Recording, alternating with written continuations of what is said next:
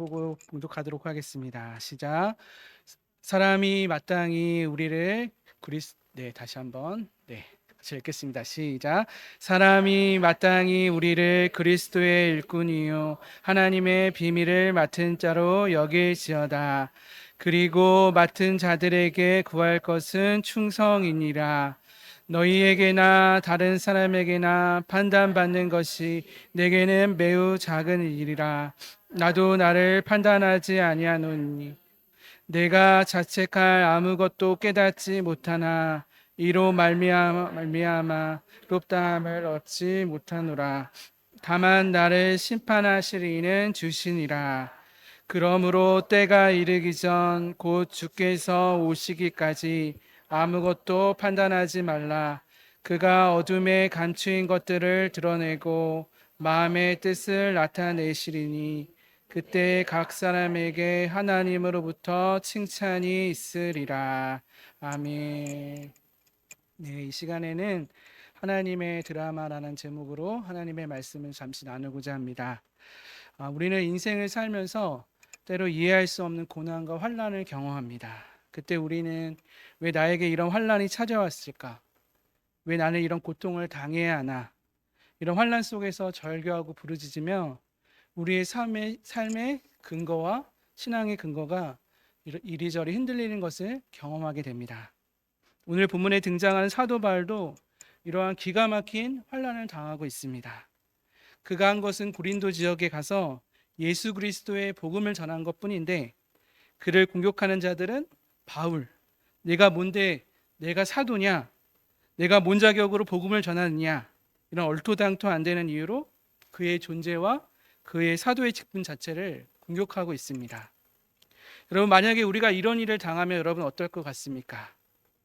우리가 열정적으로 교회를 위해서 봉사하는데 누군가 나에게 와서 내가 뭐냐?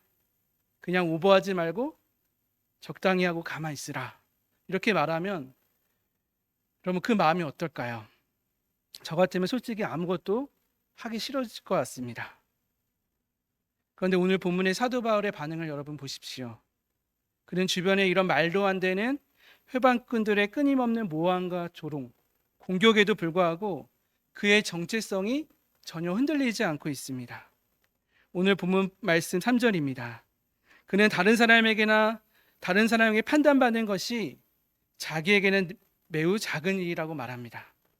이는 다른 사람의 시선과 판단을 별로 신경 쓰지 않는다는 말이죠. 또 심지어 그는 자기 자신도 스스로 판단하지 않는다고 말합니다. 본문 4절에 보면 내가 자책할 아무것도 깨닫지 못하나 이로 말미암아 의롭다함을 얻지 못하노라 고 말하면서 다만 나를 심판하시는 이는 주님뿐이시라 이렇게 고백하고 있습니다. 무슨 말인가요? 사도 바울의 정체성은 이 세상과 다른 사람의 평가에 있는 것이 아니라 또 심지어 자기 자신에게 있는 것이 아닌 오직 하나님께 있음을 고백하고 있는 것이지요. 그는 자신이 누구 앞에서 살아가는지를 분명히 하였습니다. 오직 하나님 앞에서 살아가는 자임을 말이죠. 이는 그가 주변의 다른 사람을 신경도 안 쓰는 자기만 아는 아나무인처럼 산다는 말이 아닙니다. 그는 눈에 보이는 사람에게뿐만 아니라 그 마음의 중심을 보시는 그 마음의 동기와 생각을 아시는 하나님 앞에서 그 더 높은 기준 앞에서 하나님 앞에 진실되게 살아가겠다고 고백하는 것입니다. 그는 하나님만이 자신의 유일한 삶의 기준, 유일한 재판장이 됨을 고백하는 것이지요. 그러니 세상이 자신을 몰라줘도 다른 사람이 나를 오해하고 모함하고 공격하여도 괜찮다라고 말할 수 있는 것입니다. 다만 하나님이 알아주신다면, 하나님이 나를 인정해 주시고 나를 칭찬해 주신다면 그뿐이다. 그걸로 충분하다라고 고백하는 것이지요. 그러니 그는 본문 1절, 2절 말씀에서 자신의 정체성을 이렇게 한마디로 표현합니다. 나는 그리스도의 일꾼이요 하나님의 비밀을 맡은 자이다. 그리고 맡은 자에게 구할 것은 충성이니라. 여러분, 그는 자신이 그리스도의 일꾼, 하나님의 비밀을 맡은 자라는 청지기의식, 하나님의 청지기의식이 분명히 있었습니다. 내가 가진 모든 것은 내 것이 아니라 하나님 것이라는 분명한 의식이 있었지요.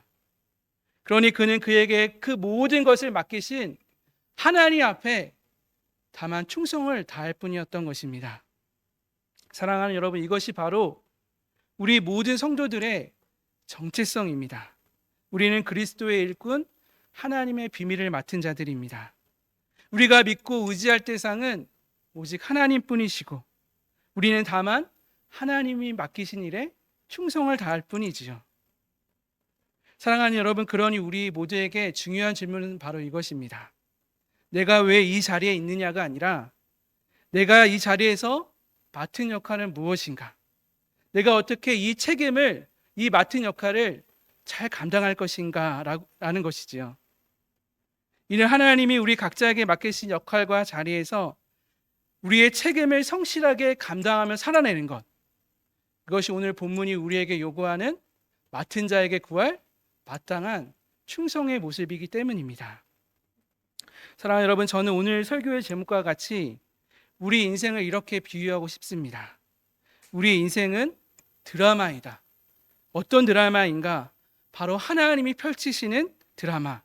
그것이 바로 우리 인생인 것이지요. 이 화면에 보듯이 이 드라마의 감독과 연출은 여러분 누구일까요? 바로 삼위일체 하나님이십니다. 그 드라마의 무대는 우리의 인생, 우리가 발딛고 살고 있는 이 세상이지요.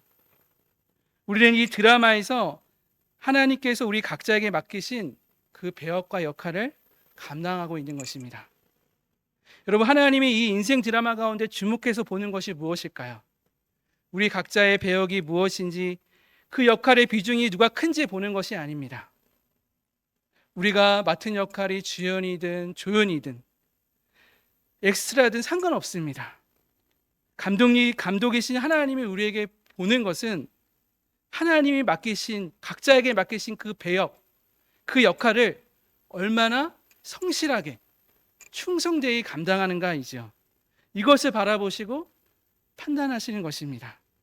여러분, 우리는 여기서 드라마의 배우이지 관람가와 평가자가 아님을 여러분 기억하십시오. 우리는 이 드라마가 어떻게 펼쳐질지 다 알 수 없습니다. 왜 내 인생 가운데 이런 말도 안 되는 어려움과 고난이 찾아오는지 다 알 수 없습니다. 우리는 다만 하나님이 펼치신 드라마 가운데 각 상황 속에서 맡기신 배역과 역할을 감당할 뿐인 것이지요. 그 가운데 우리가 놓치지 말아야 할 산소망이 있습니다. 여러분, 그것이 무엇인가요? 우리 인생 드라마의 연출가이신 하나님께서 이 드라마의 끝에 그분의 의도와 목적을 온전히 드러내시고 우리를 향하신 하나님의 구원을 완성하신다는 사실입니다. 본문 5절 말씀을 한번 보십시오. 그가 어둠에 간추인 것을 드러내고 마음의 뜻을 나타내시리니 그때 각 사람에게 하나님으로부터 칭찬이 있으리라 말씀합니다. 하나님은 우리 각자의 인생 드라마가 끝나는 날, 이 인생의 종말의 날에, 그 마지막 날에 그 모든 어둠 속에 감추인 것을 드러내시고 각 사람의 마음의 뜻을 나타내시고 우리 각자에게 그에 따른 칭찬, 그 상을 베풀어 주신다고 약속하고 있는 것입니다. 여러분, 이것이 우리가 모든 환난 같은 인생 가운데 끝까지 믿음으로 견디는 찬 소망인 것이지요. 여러분, 우리가 이러한 소망을 가지고 있다면 우리는 우리의 삶에서 어떠한 자세와 태도로 살아가야 할까요? 오늘 말씀과 같이 우리는 눈에 보이는 사람의 눈치를 바라보지 말고 보이지 않는 하나님 앞에서 살아가는 자가 되어야 합니다. 무엇을 하든 사람의 인정과 칭찬이 아닌 하나님께서, 하나님이 알아주신다면, 하나님이 인정해 주신다면 충분합니다. 이런 마음의 자세로 살아가야 하지요. 여러분, 우리의 연약한 모습은 어떻습니까? 우리는 눈에 보이는 시선에 주목하고 다른 사람과 자신을 비교하며 살아갑니다. 뭔가 자신이 다른 사람보다 잘하는 게 보이면 어떻습니까? 스스로 우쭐대며 교만함에 빠집니다. 또 그 다른 사람과 자신의 비교해서 상대방보다 자신이 못나 보이면 어떻습니까? 하나는 열등감과 자기감에 빠지지요. 이렇게 자기 자신을 남들과 비교하며 얻는 이런 상대적인 의는 결국 교만함과 열등함, 인생의 불행함만을 가져올 뿐입니다. 그러니 여러분, 중요한 것은 우리가 서로를 비교하며 살지 말아야 합니다. 우리는 하나님 앞에서 각자의 벽을 맡은 자이기에 우리의 맡은 역할을 충성되이 감당하면 됩니다. 서로 배역이 어떠니 많이, 누가 옳으니 그르니, 누가 잘하니 못하니, 이렇게 서로 따지며 살 필요가 없지요. 여러분, 로마서 12장 21절 말씀에 이런 말씀이 있습니다. 악에게 지지 말고 선으로 악을 이기라. 이 말씀은 여러분, 선으로 악을 꼬꾸라뜨리라는 말이 아닙니다. 악한 자는 악한 역할을 하도록 내버려 두고 우리는 끝까지 선한 역할을 감당해야 한다는 것이죠. 그것이 바로 선으로 악을 이기라는 의미입니다. 그럼 우리는 어떻게 되냐고요? 저 악인은 어떻게 되냐고요? 그건 걱정하지 말라고 합니다. 하나님께서 우리에게 맡기신 그 역할을 충성되이 감당할 때 결국 하나님이 그 모든 것을 합력하여서 하나님의 선, 구원을 이루어내신다고 말씀하는 것이지요. 그러니 그날까지 우리는 무엇보다도 아무것도 판단하지 말아야 합니다. 여러분, 왜 그렇습니까? 아직 우리의 인생이 다 끝나지 않았기 때문입니다. 여러분, 축구 경기는 전후반 45분씩 총 90분입니다. 전반 끝나고 스코어가 다 엄청나게 5대0으로 지지고 있다고 해서 그때 그냥 그 경기를 포기하면 어떨까요? 그 게임은 거기서 끝이 납니다. 그런데 우리는 종종 보지 않습니까? 축구 시간 90분, 그 정규 시간이 다 지나고 그 추가 시간에 바로 경기가 뒤집혀지는 그 역전을 말이죠. 그러니 우리는 종료 휩쓸이 울릴 때까지 끝까지 최선을 다해야 합니다. 우리의 인생이 끝나는 그날까지 그 결과를 다 알 수 없기 때문이죠. 결국에 우리가 어떻게 될지 우리는 아무도 모르는 것입니다. 그러니 그 모든 인생의 과정 가운데 우리는 모든 것을, 다른 사람을, 자기 자신을 판단하는 그 판단을 멈춰야 하는 것이지요. 사실 우리가 환난 속에서, 고난 속에서 우리의 인생을 포기하는 순간, 우리의 인생을 체념하는 순간, 우리가 그 인생에 대한 기대와 희망을 내려놓는 순간, 그것이 바로 인생의 끝입니다. 바로 살아있으나 죽은 자의 모습이지요. 사랑하는 여러분, 어떻습니까? 여러분은 어떠한 삶의 자세와 태도로 살아가고 계십니까? 혹시 우리 앞에 고난과 환난이 찾아오면 왜 나에게 이런 시련이, 내가 무엇을 잘못했나? 나는 실패한 인생이야, 내 인생은 끝이야 라고 여기며 우리 인생을 자포자기하며 무기력함에 절망 가운데 빠져 있지는 않습니까? 여러분, 제가 예전에 인상 깊게 읽은 죽음의 수용사라는 책이 있습니다. 이 책의 저자는 빅터 프랭클이라는 유대인 정신과 의사입니다. 그는 나치의 강제 수용소에 끌려가 말로 다할 수 없는 고통을 겪었습니다. 가족을 잃고 인간으로서 존엄조차 짓밟히는 상황 속에서 그는 죽음의 문턱 앞에 서게 됩니다.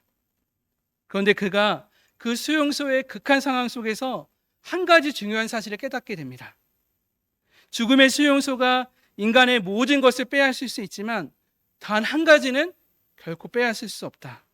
그것은 이런 극한 상황 속에서도 내가 어떻게 살 것인가, 이러한 개인의 내적 자유를 빼앗을 수 없다는 사실을 깨닫게 되었지요. 그렇게 그는 그 죽음의 수용소 안에서 인생을 절망하며 무기력한 데 살지 않고 도리어 수용소 안에서도 다른 사람을 위로하고 끝까지 인간다운 존엄성을 유지하며 살아가게 됨을 보게 됩니다. 여러분, 그는 그 죽음의 수용소 안에서도 하나님이 자신에게 맡기신 그의 배역, 그 역할을 충성되이 감당했던 것이지요. 사랑하는 여러분, 이것이 바로 우리 성도들의 인생입니다. 지금도 우리는 하나님이 펼치신 인생 드라마 속에서 우리 각자의 배역과 역할을 감당하고 있습니다. 지금 우리 이곳에 서 있는 호스피스를 보십시오.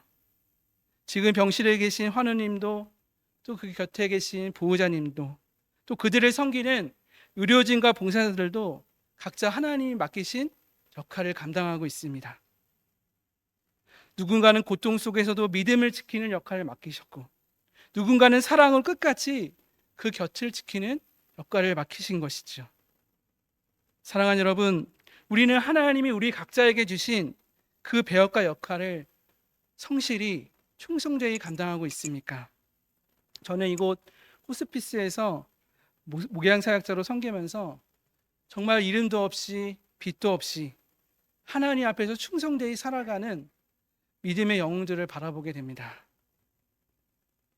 그들은 무엇보다도 말기암이라는 고통의 상황 속에서도 그 인생을 체념하며 좌절하지 않고, 다가오는 그 죽음을 무기력하게 당하지 않고, 이 고통과 죽음의 한복판에서도 하나님의 약속의 말씀을 붙들고 당당히 다가오는 그 죽음을 믿음으로 맞이하시는 많은 산물에 계신 하느님들입니다. 여러분, 그리고 또 저는 보게 됩니다. 그 옆에서 하느님의 사랑으로 돌보는 우리 보호자님들, 남편이라도 자녀라도 어떻게 저렇게 사랑으로 물씬양면 하느님을 사랑으로 돌볼 수 있을까? 이 사랑의 모습을 바라보게 됩니다. 여러분, 저는 또 보게 됩니다. 고통당하는 하느님과 가족들을 섬기는 우리 직원들, 우리 또 봉사자 여러분, 그분들은 어찌 하느님이 자기 자녀, 자기 가족과 같이 여기면서 그렇게 세밀하게 사랑으로 보살펴 주는지, 그렇게 희생하며 섬길 수 있는지 여러분, 저는 보게 됩니다. 사랑하는 여러분, 이 모든 분들은 하나님 앞에 사는 자, 하나님 앞에서 충성된 그리스도의 일꾼입니다. 우리가 그날에 하나님 앞에 섰을 때 우리 주님으로부터 착하고 충성된 종아, 이런 칭찬을 받게 될 것을 믿어 의심치 않습니다. 사랑하는 여러분, 이제 말씀을 맺으며 질문드립니다. 여러분은 지금 누구 앞에서 살아가고 있습니까? 비록 우리의 삶의 여정이 힘들고 아프고 눈물이 나고 환난 가운데 거할지라도 그 환난과 그 고통이 그 인생의 끝이 아님을 여러분 기억하십시오. 하나님께서 그 모든 것을 합력해서 하나님의 선하신 뜻, 우리를 향한 구원을 이루어내실 것입니다. 이것이 우리가 가진 산 소망입니다. 우리는 이미 우리 인생의 끝, 이 인생 드라마의 끝, 바로 인생의 결론을 알고 있는 자입니다. 여러분, 우리 인생의 결론이 무엇이라고요? 우리는 예수 그리스도 안에서 이미 하나님의 구원을 보장받은 우리의 인생이 아름답게 유종의 미로 끝나는 복된 인생의 여정을 지금 우리는 살아가고 있는 것입니다. 그러니 우리는 지금 우리가 당하는 환난 그 가운데서도 우리의 믿음과 소망을 끝까지 붙들며 견뎌낼 수 있고 우리에게 맡기신 일을 충성되이 감당할 수 있는 것이지요. 할렐루야. 그러니 바라기는 오늘 주신 이 말씀을 붙들고 하나님 우리 각자에게 주신 자리에서 다른 사람이 아닌 하나님 앞에서 살아가는 저와 여러분 되시기를 바랍니다. 그래야 그날에 우리 각자가 주님 앞에 서는 그날에 하나님 앞에서 잘하였다, 착하고 충성된 종아 칭찬받는 저와 여러분, 우리 모든 샘물의 가족들이 되시기를 예수님의 이름으로 축복합니다. 아멘.